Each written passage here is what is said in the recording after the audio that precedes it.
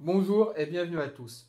Aujourd'hui, nous allons voir les courses de plat. Donc, je vais parler des charges, je vais parler poids, je vais parler cordes, je vais bien évidemment parler des jockeys, des entraîneurs, de la musique aussi un petit peu et des hippodromes.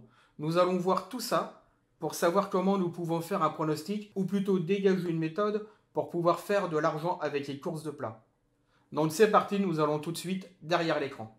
Pour commencer à sélectionner les chevaux, nous allons aller sur genie.com. Nous allons voir ce qu'il y a marqué tout simplement sur la réunion.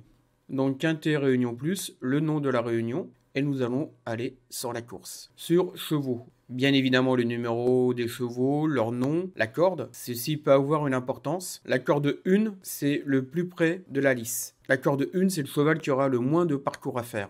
La corde 6, c'est celui qui aura le plus de parcours à faire. Là, il n'y a que 6 chevaux, c'est pas franchement important. Mais quand il y a 13 ou 16 chevaux, évidemment, celui-là qui a la corde 16 aura beaucoup plus de parcours à faire que celui qui a la corde 1. Nous pouvons déjà commencer à prendre cela en considération. Là, l'âge des chevaux, si ce sont des hongres, des femelles ou des mâles. Le poids que le cheval a apporté. Vous voyez déjà que là, il y a 6 kg d'écart, 6,5 kg d'écart, et même plus, même s'il est non partant, même plus, car là, c'était car là, c'était un apprenti.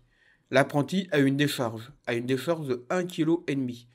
Le cheval qui aurait couru celui-là aurait 8 kg de moins que l'autre. Sur une distance de 2400 mètres, ça commence à faire. Le cheval qui a moins de poids a une longueur d'avance par rapport à celui-là qui a du poids par kilo. Là, le nom des jockeys et des entraîneurs, nous y revenons, c'est très important aussi. La musique, plus la valeur est haute, meilleur est le cheval. Donc valeur 41, c'est un bon cheval. Entraîneur Rouget, jockey de Muro. On va aller voir ça tout de suite sur le site France Gallo. Tous les sites seront bien évidemment en lien sous la vidéo. Nous voici sur le site de France Gallo, et là nous avons tous les jockeys.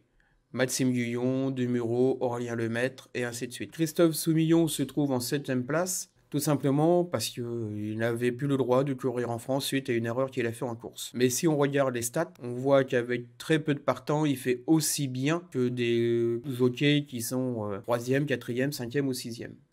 Revenons sur cette course.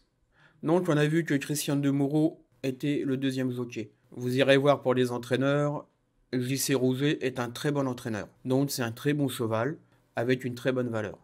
Et le cheval a gagné cette course tout simplement. Avec une toute petite cote, il est vrai. Le cheval a gagné cette course avec une petite cote, c'est vrai. Mais bon, il était hyper favori, très bon jockey, très bon entraîneur, très bonne valeur, très bonne musique. Il y a juste une chose que je n'ai pas regardé, c'est voir s'il avait déjà couru sur cet hippodrome. Il avait déjà fait premier à Cagnes-sur-Mer et plusieurs fois. Donc c'est un cheval qui appréciait cet hippodrome, il avait vraiment tout pour lui. La course numéro 2 avec 8 partants. Meilleure valeur, c'est le 1, l'enfant terrible, avec Maxime Guyon, très bon jockey. Et l'entraîneur se trouve à la 2e position. Très bon jockey, très bon entraîneur. Certes, un poids plus important que les autres, surtout par rapport au numéro 7, qui lui a la décharge de son apprenti, qui n'est qu'à 53 kg. Sur une distance de 2000 mètres, ça commence à faire. Pour chercher aussi les chevaux avec une cote un peu supérieure, il y a le numéro 5, très bon entraîneur, avec une décharge déjà de 3,5 kg par rapport au numéro 1. Résultat de la course, le 1, évidemment, Maxime Guyon, et le 5. En faisant de cette manière, je cherche à savoir est-ce que je dois jouer Maxime Guyon de manière systématique ou est-ce que je dois chercher pourquoi je dois le jouer. Là, c'est exactement ce que je fais. Je recherche pourquoi je dois le jouer lui. Pourquoi? Parce que c'est le meilleur cheval avec la très bonne valeur, avec un très bon entraîneur et un cheval qui aime déjà cet hippodrome. Après, nous pouvons chercher un autre cheval, comme le numéro 5, qui est un très bon cheval, qui a une bonne décharge par rapport aux autres avec un très bon entraîneur. Évidemment, en faisant attention à la cote aussi, qui est assez importante quand on veut choisir un cheval, et surtout, ce qui est important dans la cote, c'est si nous voulons gagner de l'argent. Si nous voulons faire un gros coup, ça devient plus difficile. Là, on pourrait, on va dire, une bonne décharge, c'est un assez bon entraîneur pour le 7, une bonne apprentie, une décharge de 5 kg par rapport au premier, ça commence à faire beaucoup. Le cheval a déjà couru à Cagnes-sur-Mer, mais pas non plus avec des résultats fantastiques. Et ça se voit qu'il a seulement fini 5e. Donc moi, je préfère assurer mes coups. C'est mon argent et c'est ton argent que tu joues. Donc je préfère dire assure le coup, regarde pourquoi tu dois jouer ce cheval plutôt que tel autre. L'entraîneur est à l'importance, le jockey est à l'importance, la musique sur l'hippodrome, car tous les hippodromes sont différents. Donc avoir un cheval qui a déjà l'habitude de courir sur l'hippodrome et qui a surtout gagné sur cet hippodrome est très important. Le poids peut avoir aussi énormément son importance, comme on l'a vu sur cette course avec le numéro 5. Cette course est une course à handicap. Handicap, on a rajouté du poids aux meilleurs chevaux pour que la course soit le plus équitable possible. Il y a une personne, c'est son métier, de rajouter du poids aux meilleurs chevaux. Il y a très peu de personnes qui font ça en France, ils connaissent pratiquement tous les chevaux de course. Sauf pour le trot, bien évidemment, cela se fait autrement. Donc, l'handicapeur a vu que le premier était les meilleurs, c'est lui qui a la meilleure cote, meilleure valeur, mais poids plus lourd. Le cheval numéro 1 a déjà gagné à Cagnes-sur-Mer.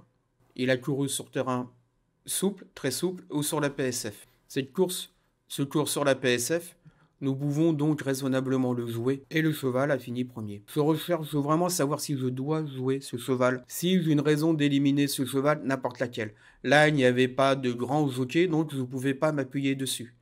Il y a des bons entraîneurs, mais pas parmi les 4 ou 5 meilleurs. Donc je ne pouvais pas m'appuyer là-dessus, je devais trouver une autre manière de faire. L'autre manière, c'était voir la musique sur cet hippodrome et la valeur. Courte distance, le poids a beaucoup moins d'influence qu'à partir de 2000 mètres par exemple.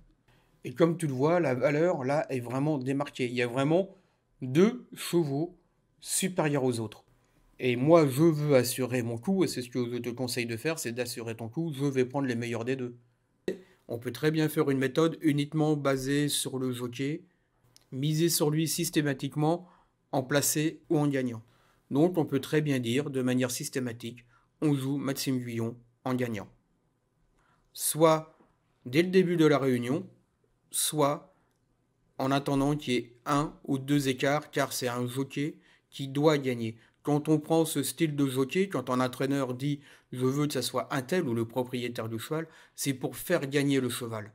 Tu peux très bien faire aussi une méthode sur les écarts, c'est-à-dire calculer le nombre d'écarts maximum que tu veux pour commencer à jouer à jockey. Avec un jockey comme Guyon, 2, 3, 4 écarts, ça commence à faire beaucoup. Il a la pression, il doit gagner, il le sait. Donc il va vraiment tout faire pour que le cheval qu'il monte donne son maximum. J'espère t'avoir amené des éléments de réponse. N'oublie pas que si tu as besoin d'aide pour faire ta méthode ou ta gestion, regarde cette vidéo. Cette vidéo est maintenant finie. Je te remercie de l'avoir regardée. Au revoir et à bientôt.